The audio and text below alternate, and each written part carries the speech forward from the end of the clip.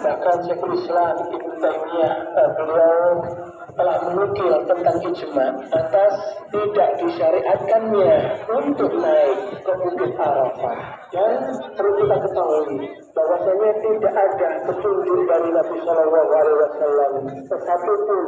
yang dikabarkan bahwasanya beliau pergi ke Bukit Arafah setelah umrah ataupun di waktu yang lainnya, walaupun hanya dalam rangka untuk berdiri di atas bukit tersebut ataupun dalam rangka untuk melakukan amalan-amalan yang lain. Semuanya itu tidak benar. Maka dari itu, wahai saudaraku, berhati-hatilah terhadap perkara dulu, yaitu perkara melampaui batas di dalam agama, karena hal itu bisa menjauhkan diri kita dari Allah Subhanahu wa Ta'ala, mendatangkan murka Allah Subhanahu wa Ta'ala, bukan malah mendekatkan diri kita kepadanya, bukan malah menunjukkan